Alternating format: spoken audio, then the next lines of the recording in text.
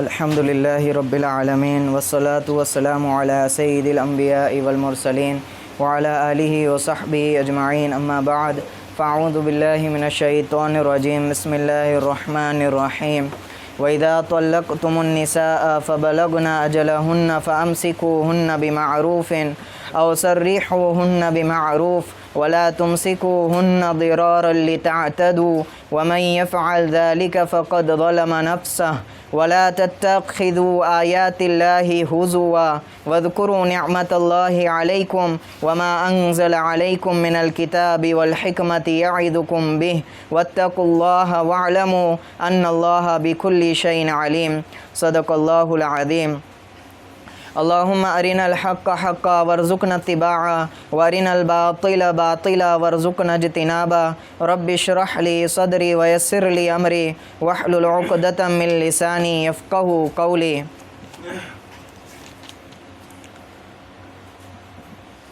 اما بعد گزشتہ مجلس میں طلاق کے تعلق سے آیتوں کا بیان تھا اور اس کی ایک آخری کڑی یعنی طلاق ثلاثہ کے متعلق کچھ اہم باتیں آپ کے سامنے پیش کی گئی تھی۔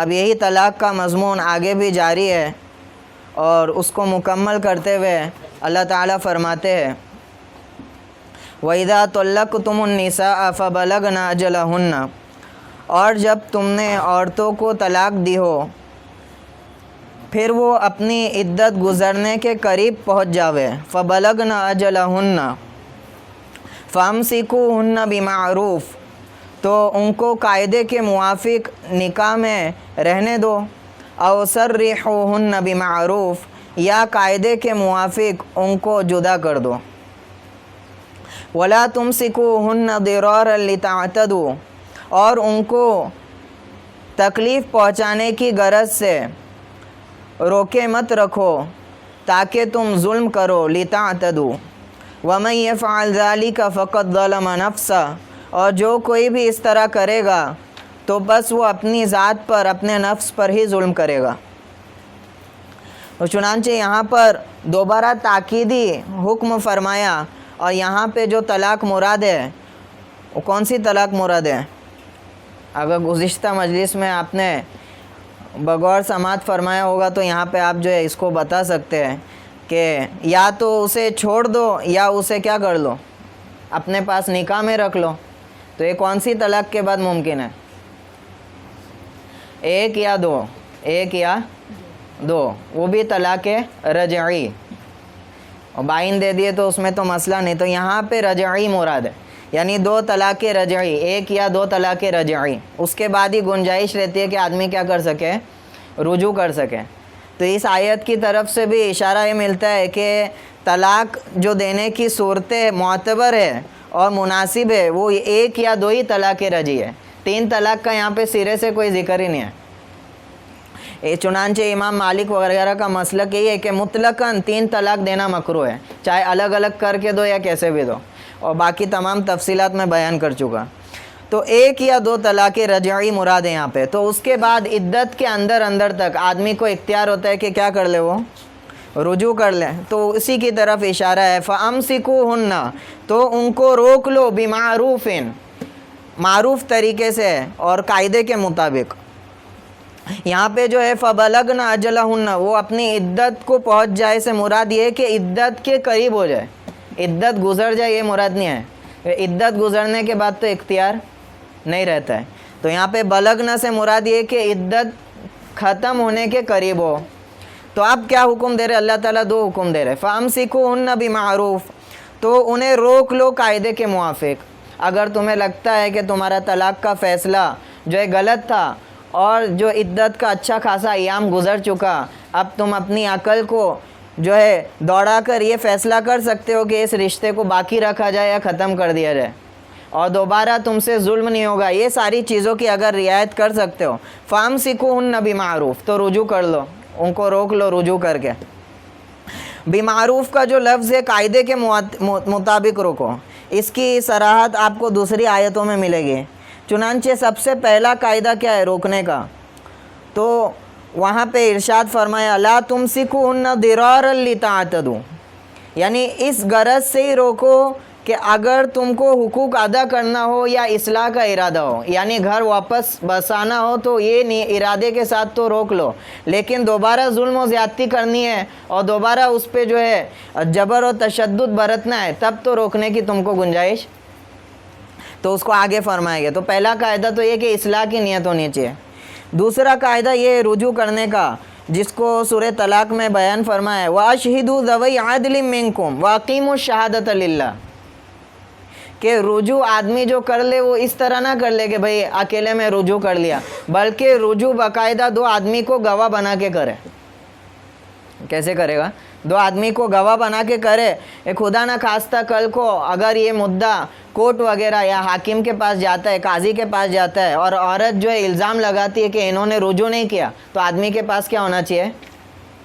دو گواہ ہونے چاہیے۔ یا اسی طرح کوئی اپنے نفس پر کسی کا اعتبار نہ ہو، عدت گزر گئی، اب وہ دعویٰ کر رہے کہ میں نے رجوع کر لیا تھا، تو یہ تمام مفسدے جو ہے کیا ہے لازم آئے گے۔ اس کی وجہ سے بہتر یہ کہ دو گواہوں کی سامنے موجودگی میں آدمی کیا کرے؟ رجوع کر لے۔ تو یہ قاعدے ہیں کچھ رجوع کرنے کے، اور اس کو جو ہے اللہ تعالیٰ نے بمعروف سے جو ہے یہاں پہ ذکر فرمایا۔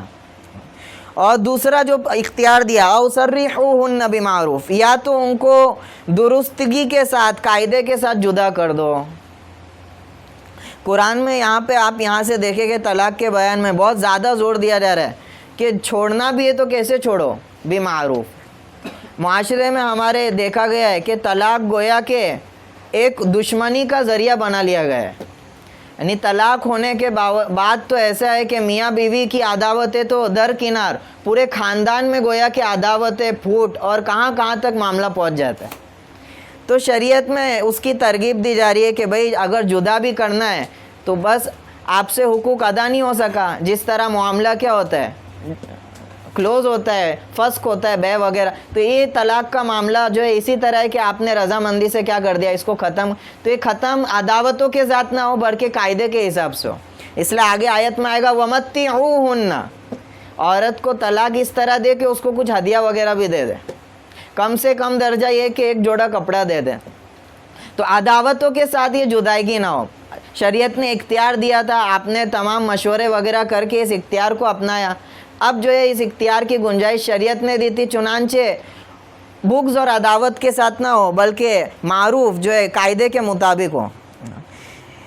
اسی طرح دوسرا قاعدہ یہ جدائیگی کا کہ ان سے کسی چیز کا مطالبہ نہ ہو، کہ عورت سے طلاق کے معاوضے میں اپنا دیا ہوا سامان یا مہر واپس لے لے، کہ بھئی جو کچھ میں نے دیا تھا کیا ہے مجھے واپس کر لیں، اس طرح کے مطالبات نہ ہو، اور یہ جو ہے اس کا قاعدہ ہے۔ چنانچہ اگر عورت کے ساتھ خلوت صحیحہ ہو چکی ہے، یعنی اکیلے رہ چکے مرد میاں بیوی، تو اس کے بعد مہر مانگنے کا کوئی سوال ہی نہیں اٹھتا ہے۔ اگر خلوت صحیحہ نہیں ہوئی ہے تو پھر نصف مہر واپس لے سکتا ہے۔ تو یہ تمام شرائط ہے اس کو الگ کرنے کے۔ وَلَا تُمْسِكُوهُنَّ ضِرَارًا لِتَعْتَدُوا، اور اس کو روکے نہ رکھو اس وجہ سے کہ تم ظلم کر سکو۔ چنانچہ روایت میں بیان کر چکا، عرب حضرات جتنی چاہے اتنی طلاق دیتے تھے، اور عدت جہاں گزرنے کو قریب ہوتی تھی فوراً رجوع کر لیتے تھے، تو نہ عورت کو جو ہے چھوڑتے تھے کہ وہ کسی اور سے نکاح کر کر اپنا گھر بسا سکے، نہ خود اس کے حقوق ادا کرتے تھے، تو ایک ظلم کا ذریعہ بنا لیا تھا۔ تو اسی کو فرما رہے روکے مت رکھو کہ ظلم کرو۔ اس کی صورت یہ بنے گی کہ عدت قریب تھی کہ ختم ہونے کو، آپ نے رجوع کر لیا، رجوع کرنے کے بعد واپس کیا دے رہے ابھی طلاق دے رہے تاکہ اس کی عدت کیا ہو جائے اور لمبی ہو جائے۔ تو اسی کو فرما رہے وَلَا تُمْسِكُوهُنَّ ضِرَارًا لِتَعْتَدُوا۔ مولانا اشرف علی تھانوی رحمۃ اللہ علیہ مسائل السلوک میں فرماتے ہیں کہ روکنا تو جائز ہے، یہاں پہ یعنی رجوع کرنا تو جائز ہے، لیکن قرآن کے اس جملے سے یہ بات حاصل ہوتی ہے جائز کام بھی اگر غلط نیت سے کیا جائے تو ناجائز ہو جاتا ہے۔ جائز کام بھی اگر غلط نیت اور غلط ارادے سے کرے گے تو ناجائز ہو جاتا ہے۔ اصل اعتبار نیت کا، آدمی کس نیت سے کر رہا ہے۔ وَمَن يَفْعَلْ ذَلِكَ فَقَدْ ظَلَمَ نَفْسَهُ، اگر کوئی اس طرح ظلم و زیادتی کرتا ہے تو اللہ کا کوئی نقصان نہیں ہے بلکہ وہ اپنی ذات پر ظلم کرتا ہے، اور اس ظلم کا خامیازہ اس کو قیامت کے دن کیا کرنا پڑے گا، بھگتنا پڑے گا۔ چنانچہ روایتوں میں کہ ظالم کہ قدم اس وقت تک ہٹے گے نہیں اپنی جگہ سے جب تک کہ مظلوم سے اس کو جو ہے بدلہ نہ دلوا دیا جائے. تو فقط ظلم نفسا ولا تتخذوا آیات اللہ ہزوا، اور دیکھو اللہ کی آیتوں کو مذاق نہ بناؤ، اللہ کی آیتوں کو سرسری نہ بناؤ. ہزوا کہتے ہیں مذاق کو اور سرسری بات کو. تو اللہ کی آیتوں کو مذاق نہ بناؤ. تو اس طرح جو ہے احکام جو اللہ تعالیٰ نے طلاق کے دیے اور جو ہے نکاح کے دیے، یہ کوئی سرسری احکام نہیں ہے، بلکہ جو عورت آدمی کے لیے حلال ہوتی ہے، اس کے نکاح میں آتی ہے، یہ تمام چیز کس کی روشنی میں ہوتی ہے؟ حلال اور حرام کا اختیار کس کو ہے؟ صرف اللہ ہی کو ہے کہ وہ کسی کے لیے حلال کر دے اور کسی کے لیے. تو اللہ تعالیٰ نے جو قواعد بیان کی، یہ باؤنڈری لائن ہے. تو ان باؤنڈری کو، اس لائن کو تم مذاق نہ بنا لو. مذاق کیسے بنا لو گے؟ جیسے کہ آج دیکھا جا رہا ہے کہ طلاق دینے کے باوجود کیا ہے، 3 طلاق دے دی گئی ہے لیکن پھر بھی دوبارہ کیا ہے، نکاح کر کے رہ رہے. تو یہ سب آیت ہے، یہ سب کیا ہے، مذاق ہے. تو ان آیتوں کو، طلاق کے احکامات کو مذاق نہ بناؤ. اسی طرح سے اس کی شان نزول میں فرماتے ہیں کہ عرب حضرات کیا کرتے تھے، طلاق بول دیتے تھے مستی مذاق میں. اسی طرح غلام ہے تو غلام کو آزاد بول دیتے تھے کہ آزاد ہے تم. تو اس کے بعد کہتے تھے کہ بس ہم سرسری کہہ رہے تھے. کیا کہہ رہے تھے؟ تو اس طرح کی جو چیزیں، اس میں سرسری بھی کہنا آپ کا جو ہے سیریسلی شمار کیا جائے گا. چنانچہ حدیث میں آتا ہے ثلاث جدہن جد وحزلہن حزل. 3 چیزیں ایسی ہے جس کو اگر سرسری مذاق میں کہا جائے تب بھی وہ سیریسلی کنسیڈر کیا جائے گا، اور سیریسلی کیا جائے تو تب تو مانا ہی جائے گا اس کو. تو اس میں فرمایا کون کون سی چیز ہے؟ الطلاق، طلاق کا لفظ کوئی سرسری مذاق سے کہہ رہا ہے نافذ ہو جائے گا. میرے پاس ایک مسئلہ آیا، ممرہ سے ایک مسئلہ آیا تھا کہ اسی طرح میاں بیوی میں گفتگو ہو رہی ہے اور جو ہے تھوڑی انبن ہوئی اور بعد میں جو ہے سب نارمل ہو گیا، اور شوہر جو ہے بیٹھا ایک کنارے اور میاں بیوی میں جو اس کی بیوی ہے وہ اپنی جو ہے بہن وغیرہ سے بات کر رہی ہے. تو شوہر جو ہے اچانک سے اپنی جگہ میں بیٹھ کے کہتا ہے طلاق طلاق طلاق. کوئی ایسا سیریس ماحول نہیں تھا، کچھ نہیں تھا، وہ کیسے کہہ رہا ہے؟ طلاق طلاق طلاق. اب جب وہ بیوی نے سنا تو جو ہے سنجیدہ ہو گئی وہ کہ آپ نے یہ کیا کہا، کیسے کہا. تو کہنے لگا کہ بھائی میں تم سے نہیں کہہ رہا تھا، میں تو مذاق کر رہا تھا. کیا کر رہا تھا؟ تو اس کا مسئلہ جو ہے میرے پاس آیا تو بہت غور فکر کرنے کے بعد فیصلہ یہ کیا گیا کہ تینوں طلاق نافذ ہو گئی. کیوں؟ کیونکہ اس کا یہ جملہ کہ میں مذاق کر رہا تھا. تو مذاق کب بھی کرے گا؟ جب بیوی کی طرف اس کو منسوب کرے گا. تو گویا کہ اس نے 3 طلاق کس کی طرف منسوب کیا؟ بیوی کی طرف. اور مذاق میں بھی منسوب کر لینا ہے، طلاق کیا ہو جائے گی؟ واقع ہو جائے. تو یہ ساری چیزیں مذاق اور مستی نہیں ہے، اس طرح کے احکامات. تو مذاق سے بھی آدمی کہہ دے گا نافذ ہو جائے گا. الطلاق والعتاق والنکاح، نکاح بھی کیا ہے؟ مذاق سے کہہ دے گا. مفتی علی صاحب ہمارے استاد مولانا ارشد مدنی صاحب کے نواسے ہیں، انہوں نے قدوری پڑھا ہے. وہ ایک واقعہ نقل کرتے تھے، اسی طرح جو ہے نکاح وغیرہ کے مسائل بیان کرتے کرتے ایک استاد تھے، وہ شاگرد کو سمجھانے کے لیے جو ہے گفتگو کر رہے تھے، مسائل سمجھا رہے تھے. تو کہنے لگے کہ میں نے اپنی بیٹی کا نکاح تم سے کیا. سمجھائش کے طور پہ ساری باتیں ہو رہی تھی. اچانک اس طالب علم نے کہہ دیا قبول ہے. کیا کہہ دیا؟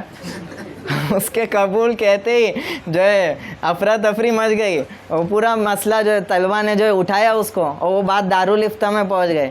دارالفتہ سے فیصلہ ہے کہ نکاح ہو گیا. نکاح کیا ہو گیا؟ تو ابھی ہم جو سمجھائیں گے تو کوئی غلطی سے کہہ مت دینا قبول ہے تو مسئلہ ہو جائے گا. تو جدو نہ جدو، یہ سارے احکامات ایسے کہ ان میں مذاق اور جو ہے اس کا اعتبار نہیں ہے. آدمی کہہ دے گا فوراً نافذ ہو جائے گا. وَاذْكُرُوا نِعْمَةَ اللَّهِ عَلَيْكُمْ، اللہ کی نعمتوں کو اپنے اوپر جو ہے اس کو یاد کرو. وَمَا أَنزَلَ عَلَيْكُمْ مِنَ الْكِتَابِ وَالْحِكْمَةِ، اور اس کتاب کو جو اس نے تم پر نازل کی اور حکمت کو یاد کرو. یعظکم بھی، جس کے ذریعے سے وہ تمہیں نصیحت کرتا ہے. اور ان نعمتوں کا تقاضا یہ ہے کہ تم کیا کرتے ہو؟ اس کے احکامات کی تعمیل کرتے ہیں. واتقوا اللہ، اور اللہ سے ڈرو. اگر مخالفت کرتے ہو تو کس کی مخالفت کر رہے ہو؟ तुम अच्छी तरह जानते हो कि बीवी तुम्हारे लिए और तलाक के अहकामात और तमाम चीज़ें तुम अपने दिल से पूछोगे तो तुम्हारी क्या नीयत है तुम अच्छी तरह जानते हो। गोया कि अल्लाह से डरो। वालमू अन्नल्लाह बिकुल्ली शैइन अलीम, अल्लाह हर चीज़ को जान रहे। कुरान जो है वो हमारा दुस्तूरुल अमल है, हमारी बुक ऑफ लॉ है। और कुरान में जो लॉ बयान किया जाता है वो सूखेपन से बयान नहीं किया जाता है, बल्कि एक तरबियती अंदाज़ होता है। कोई हुक्म दिया जाता है, उसके नुकसानात शुमार किए जाते हैं, उसके फ़वाइद शुमार किए जाते हैं, और फिर आखिर में क़यामत के और खुदा के डर के ज़रिए से तरगीब दी जाती है कि आदमी क्या करे। तो ये मुकम्मल दुस्तूरुल अमल है, उसी की तरफ इशारा है। दोबारा आयत मुकर्रर करते हैं, वइज़ा तल्लक़्तुमुन निसा फ़बलग़ना अजलहुन, और जब तुम तलाक दे बैठे अपनी औरतों को, फ़बलग़ना अजलहुन, और वो अपनी इद्दत पूरी कर चुके हैं। हाँ, यही सेम आयत ऊपर आई थी, वहाँ पे मैंने तर्जमा किया फ़बलग़ना अजलहुन्ना, इद्दत पूरी करने के करीब है, और यहाँ पे तर्जमा है फ़बलग़ना अजलहुन्ना, इद्दत पूरी कर चुकी है। हाँ, तो वो हज़रात जो है बहुत ज़्यादा एहतियात से काम ले, जो कहते हैं कि सिर्फ ट्रांसलेशन से कुरान को क्या है समझा जा सकता है। ये सब बारीकी आपको कैसे पता चलेगी? अहले इल्म के सामने जब आप तलाज़ुमी और जो है तालिब इल्म बनोगे तो उनसे ये रहनुमाई मिलेगी। तो यहाँ पे मुराद जो है इद्दत ख़त्म कर ली गई, उसका करीना आपको आगे आएगा। तो इद्दत ख़त्म हो गई आपकी, औरत को आपने जो है तलाक दे दिया, उसकी इद्दत ख़त्म हो गई। आगे फरमाते हैं फ़ला तअदुलूहुन्ना, अब ये वलियों को यानी औरत के जो सरपरस्त लोग हैं उनसे अल्लाह ताला खिताब हो रहे हैं कि उनको ना रोको, अयंकिहना, इस बात से कि वो निकाह कर ले, अज़वाजहुन्ना, अपने शौहरों से, इज़ा तरादऊ बैनहुम बिलमारूफ़, जबकि बाहम सब रदामंदी हो जावे कायदे के मुआफ़िक। सबब नुज़ुल बयान किया जाता है माकिल बिन यसार की बहन का। माकिल बिन यसार की बहन थी, उनको जो है एक साहबी है वो तलाक दे देते हैं, और तलाक देने के बाद जो है उनको अफसोस होता है, हसरत होती है। तो उसके बाद दोबारा जो है उनकी बहन भी जो है इरादा रखती है कि दोबारा निकाह कर लिया जाए। दोनों में जो है इस तरह के मामले हो जाते हैं, इद्दत पूरी हो चुकी होती है।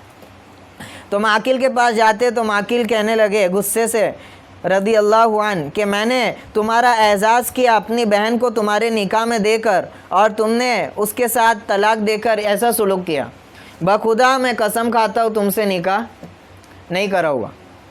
जाबिर बिन अब्दुल्ला का भी शान नुज़ुल बयान किया जाता है, उनकी भी चचाज़ाद बहन थी, उसके साथ भी ये वाक़या, उन्होंने भी इस तरह का मामला। तो उसके जो है पस मंज़र में आयत नाजिल हो गई कि फ़ला तअदुलूहुन्ना अयंकिहना, कि तुम ना रोको इससे कि वो अपने शौहरों से निकाह कर ले। और निकाह कब करेंगे? जब इद्दत ख़त्म हो गई। और यहाँ पे भी कौन सी तलाक है?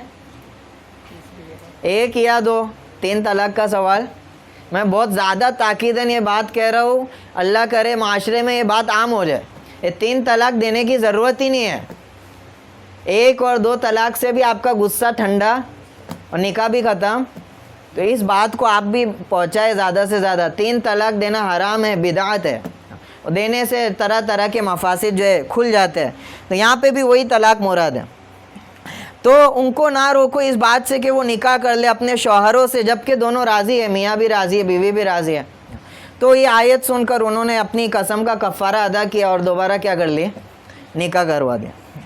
तो यहाँ पे ये आयत बयान है। तो इसमें दोनों सूरतें कि औरत तलाक शुदा हो जाए, अब चाहे तो वो पहले शौहर से निकाह कर ले या दूसरे नए शौहर से निकाह कर ले। तो अक्सर जो मुतल्लका औरतें होती है उनके ताल्लुक़ से बात जो है देखी जाती है कि उनको दूसरा निकाह करने में मुआशरे की तरफ से बहुत सी रुकावटें होती है। खुद उनके घर की जानिब से कई सवालात उठाए जाते हैं और नहीं करने दी जाती मसलहत के नाम पे, और जो है अपनी ज़ाती गरज के एतबार से कि निकाह कर लेगी, फिर दोबारा उसका खर्चा, दोबारा शादी करना, या विरासत वगैरह की नीयत से, या जो भी मफसदे हो और बुरी नीयतें हो। तो मुतल्लका औरतों को शादी ना करने देना, तो उससे अल्लाह ताला सख्ती से मना कर रहे, फ़ला तअदुलूहुन्ना। अगर वो रग़बत करती है और वहाँ पे जो है शौहर भी है और लड़का भी राज़ी है, तो हरगिज़ उनको ना रोको कि वो निकाह कर ले। इज़ा तरादऊ बैनहुम बिलमारूफ़, जबकि लड़का लड़की दोनों राज़ी हो। ذالک یوعظ بہ من کان منکم یؤمن باللہ والیوم الآخر، اس کے ذریعے سے نصیحت کی جاتی ہے اس شخص کو جو اللہ اور آخرت کے دین پر ایمان لاتا ہے، کہ اس کو حساب دینا ہے۔ اللہ تعالیٰ جانتے وہ کس نیت سے عورت کو کیا کر رہے ہیں، منع کر رہے ہیں، اپنی ذاتی غرض ہے یا کیا غرض ہے۔ ذالکم ازکیٰ لکم واطہر، یہ بہتر ہے، پاکیزہ ہونے کا ذریعہ ہے تمہارے لیے، واطہر، اور صفائی کا ذریعہ ہے۔ ہاں، یا اس کا ترجمہ اس طرح کر لیے، اس نصیحت کا قبول کرنا تمہارے لیے زیادہ صفائی اور زیادہ پاکی کی بات ہے۔ ازکیٰ لکم واطہر، تو یہاں پہ بڑی قیمتی رہنمائی دی گئی ہے عورتوں کے تعلق سے۔ چنانچہ ولی کو کب تک کا اختیار ہے، تو اس کے تعلق سے کچھ مسائل یہ ہے، اگر عورت نابالغ ہے اور وہ نکاح کرتی ہے تو اس کا نکاح باطل ہے، تب تو ولیوں کو کیا، کسی بھی عام مسلمان کو بھی حق ہے کہ اس کو روکے، بلکہ واجب ہے روکنا۔ نابالغ عورت نکاح کرتی ہے، ولیوں کو اختیار ہے۔ اسی طرح عورت ایسی جگہ نکاح کرے جہاں پہ جائز نہیں ہے، ایسے لڑکے سے نکاح کرے جہاں پہ جائز نہیں ہے نکاح کرنا، کافر وغیرہ سے، تب بھی کیا ہے، واجب ہے روکنا۔ ہر آدمی کو اختیار دیا گیا ہے۔ اسی طرح اگر بالغ عورت ہے اور وہ نکاح کرتی ہے غیر کفو میں، کہاں نکاح کرتی ہے، غیر برابری میں، تو اس کو اختیار ہے ولیوں کو کہ روکا جائے، اعتراض کیا جائے، یا نکاح ہو جائے تو نکاح ہونے کے بعد فوراً اس معاملے کو قاضی کے پاس پہنچایا جائے۔ کفو کا مطلب کیا ہے؟ کفو کا مطلب لڑکا دین، دیانت، نسب، پیشہ، مال اور تعلیم وغیرہ میں لڑکی کے ہم پلہ نہ ہو۔ ہم پلہ ہے تو پھر ولی روک نہیں سکتے۔ اگر ہم پلہ نہیں ہے تو اب ولیوں کو اختیار ہے کہ قاضی کے پاس معاملہ جائے گا اور پھر وہ فسخ کر سکتا ہے قاضی نکاح، جب کہ بچہ نہ پیدا ہوا ہو۔ بچہ پیدا ہونے کے بعد فسخ بھی نہیں کر سکتے۔ اسی طرح ولیوں کو اعتراض کہا کہ اگر مہر مثل مقرر نہ کیا گیا ہو۔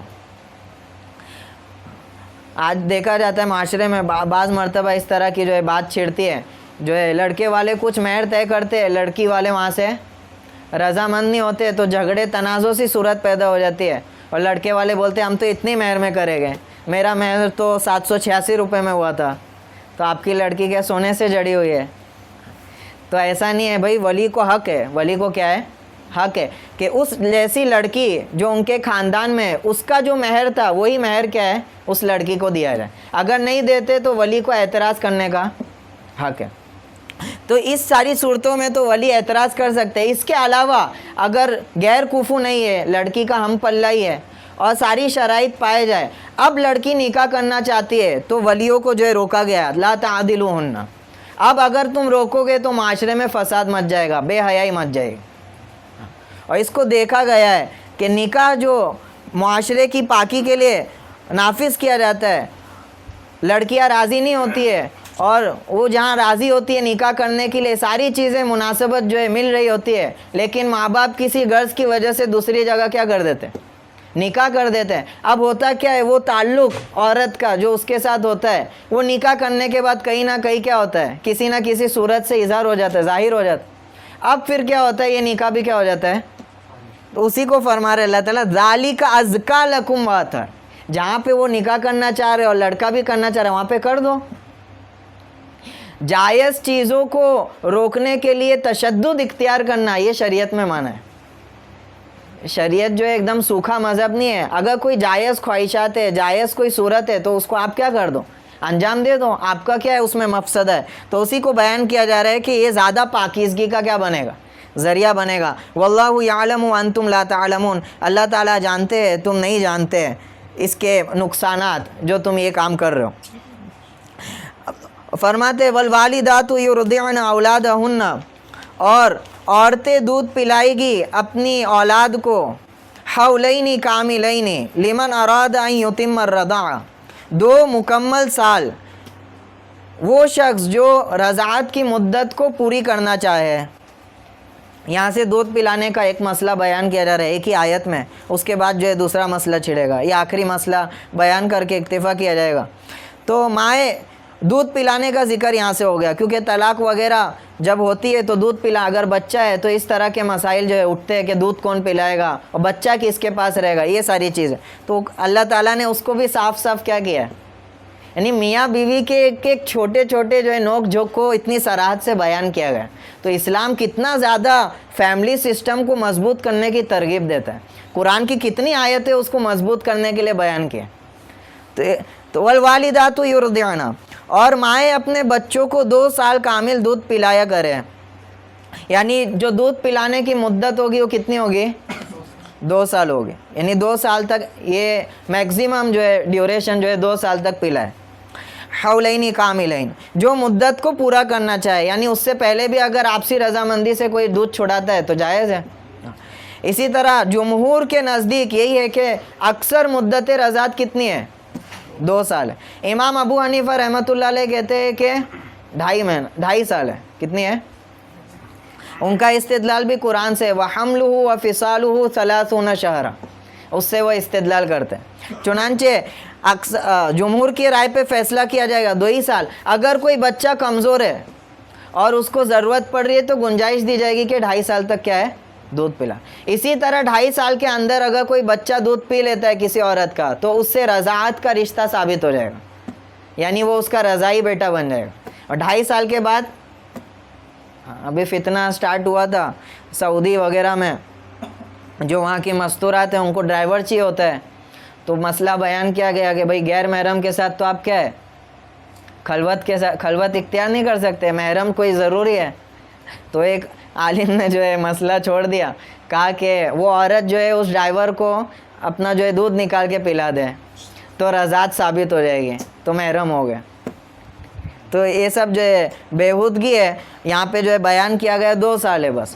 ہاں، زیادہ سے زیادہ 2.5 سال. وَعَلَى الْمَوْلُودِ لَهُ رِزْقُهُنَّ، یہاں پہ کون سی عورت مراد ہے؟ دونوں عورتیں مراد ہے، جو طلاق شدہ ہے یا جو نکاح میں ہے. دونوں کا حق یہ بنتا ہے دیانتاً عورت کو چاہیے کہ اپنے بچے کو خود سے دودھ پلائے. اس کی ترغیب دی جا رہی ہے، نہ کہ سیرلیکس کھلائے اور پاؤڈر والا دودھ پلائے. اللہ نے اگر آپ کو دیا ہے، صحت وغیرہ دی ہے، تو عورت کو چاہیے خود سے دودھ پلائے کہ یہ ماں کا حق ہے. یہ کیا ہے؟ ماں کا حق ہے.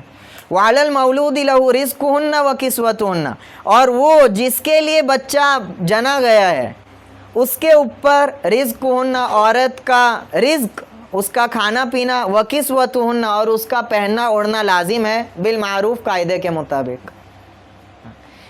آپ کے بچے کو وہ جو ہے دودھ پلا رہی ہے، اب عورت کا جو ذمہ ہے وہ کس کے اوپر ہوگا؟ یہاں پہ عورت کا ذکر والدات سے کیا، والدہ سے کیا. یہاں پہ والد سے ذکر نہیں کیا، باپ کا ذکر کرنے کے لیے لمبا کر دیا جملے کو. وَعَلَى الْمَوْلُودِ لَهُ، اس کا پورا ترجمہ کرے گے، اور وہ شخص جس کے لیے بچہ جنا گیا ہے. تو باپ کو یہ سمجھایا گیا ہے کہ بھائی وہ بچہ بھی کیا ہے؟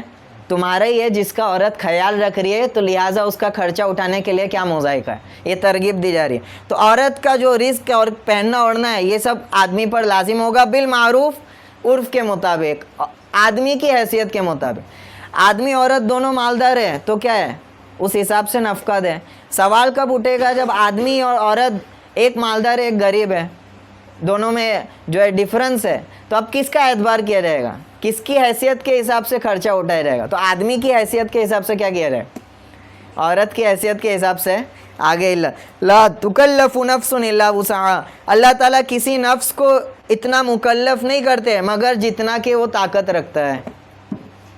جو جس کا کام ہے اللہ تعالیٰ اتنے نفس کو اتنا ہی کام دیتے ہیں. آدمی کے مناسب یہ تھا کہ وہ خرچ کا کیا کرے، انتظام لے، وہ اس کے لیے آسان ہے. اور عورت کے مناسب تھا کہ وہ تربیت اور دودھ پلائے، تو اس کو وہ کام دیا. اللہ تعالیٰ نے کسی کو غیر مناسب یا غیر اس کی قوت کے باہر کا کام نہیں دیا. اس کو ارشاد فرما رہے لا تضار والدۃ بولدها ولا مولود له بولدہ، اور عورت کو، والدہ کو اس کے لڑکے کو لے کر مجبور نہیں کیا جائے گا، اور نہ ہی باپ کو مجبور کیا جائے گا اس کے لڑکے کو لے کر، اس کے لڑکے کے لیے.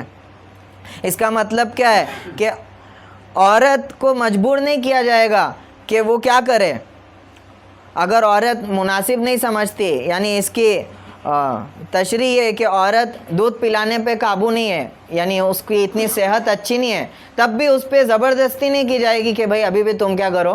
تو بچے کی وجہ سے عورت کو پریشانی میں نہیں ڈالا جائے گا. ولا مولود له بھی، پھر اس صورت میں کیا کیا جائے گا؟ وہ کسی دودھ پلانے والی کا انتظام کرے. ولا مولود له بولد، اور نہ ہی باپ کو پریشان کیا جائے گا بچے کے لیے. عورت صحت مند ہے, سب کچھ ہے, لیکن کیا ہے, دودھ نہیں پلا رہی ہے کہ اس کا بچہ ہے وہی سنبھالے, کرے کچھ انتظام. تو اب آدمی زبردستی کیا کر رہا ہے, دوسرے کو کیا تلاش میں ہے. تو اس کو بیان کر رہے کہ آدمی کو بھی پریشان نہیں کیا جائے.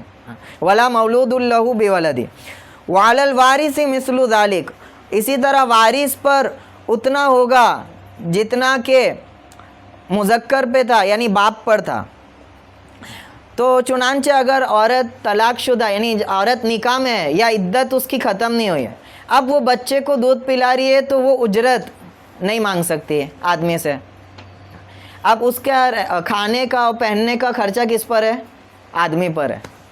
عدت کے اندر ہو یا نکاح میں ہو تو دودھ پلانے پہ اجرت نہیں مانگ سکتی. اگر عدت اس کی ختم ہو گئی, طلاق شدہ ہو گئی, تو اب وہ شوہر سے اجرت مانگ سکتی ہے دودھ پلانے پر. اب شوہر اس کو جبر نہیں کر سکتا, اور اگر وہ راضی نہیں ہے تو اب شوہر کو کیا کرنا پڑے گا, کسی دوسری دودھ پلانے والی کا انتظام کرنا پڑے گا اجرت پہ دے کے. تو یہ دودھ پلانے والی کا کیا ہے, پہلے جو ہے رواج تھا, اس طرح دودھ پلایا جاتا تھا اور اجرت دے کر. اسی سے ایک نیا مسئلہ آج کے ٹائم کا نکلا, بہت زیادہ زور و شوروں میں تھا, کہ ہیومن ملک ٹریفکنگ. ہیومن ملک کو کیا کرے, یعنی عورت کا دودھ, انسان کی عورت کا دودھ کو کیا کیا جائے, بیچا جائے. اور اس کی خرید و فروخت بہت زور و شوروں سے ہو رہی ہے چائنا وغیرہ میں, اور پڑوس کے ملک میں بھی شروع ہو گئے. انڈیا میں چنئی وغیرہ میں اس کی شروعات ہوئی تھی, تو انڈیا میں بین کر دیا گیا اس کا. تو اس کا کیا وجود ہے. تو اس آیت کی طرف دیکھتے ہوئے میرا بھی خیال گیا کہ بھئی جب کسی عورت کو اجرت دے کر آپ کیا کر سکتے ہیں, دودھ پلوا سکتے ہیں, تو وہ دودھ آپ لے بھی تو سکتے ہیں, پیسے دے کے لے بھی سکتے, تو جائز ہونا چاہیے. لیکن بعد میں ایک اشکال بہت مضبوط والا اٹھا, تو سوال جو ایک دم ختم ہو گیا. یہ بالکل ناجائز ہونا ایک دم صحیح ہے اپنی جگہ. اگر اس طرح آپ جو ہے دودھ کو مونیٹائز کر دو گے تو کون کس کا رضائی بھائی بہنیں پتہ ہی نہیں چلے گا. پورے مارکیٹ میں سب رضائی بیٹے بن جائے گے اس کے. اور پھر نکاح کیا ہے, رضائی بہن سے حرام ہے.